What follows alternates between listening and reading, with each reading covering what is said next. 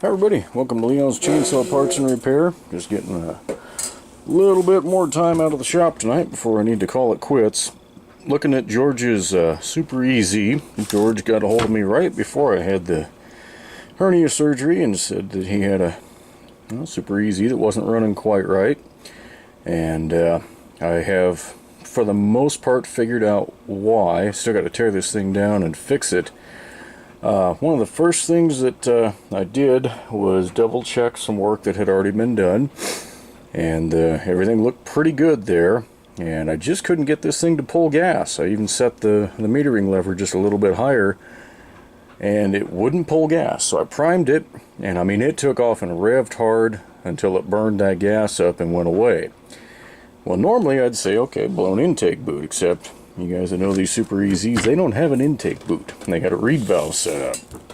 So to create an air leak like that, it had to be the cylinder or the crankcase.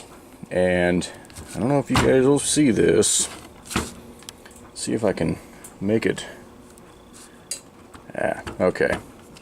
Try it like that. See that gap? The throttle handle bracket is not loose. The whole crankcase is moving. So I'll do it from this side.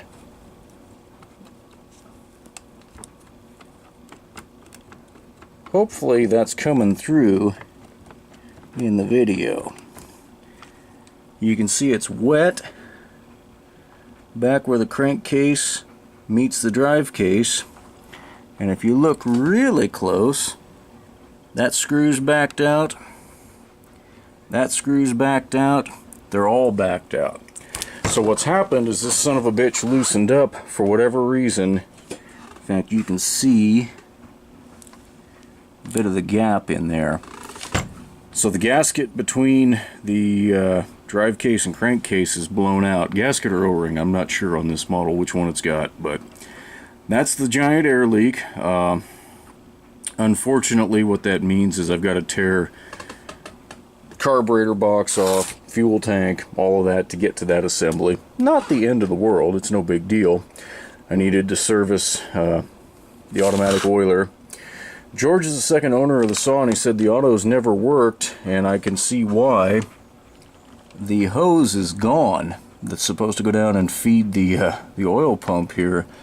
So my guess is that failed with the previous owner and he plugged the hole up or something. I'm not sure why, but anyway, George, I'm gonna get this thing torn down, and just looking at it right now, I don't think this is gonna be too much of a problem to get her back into tip-top shape for you.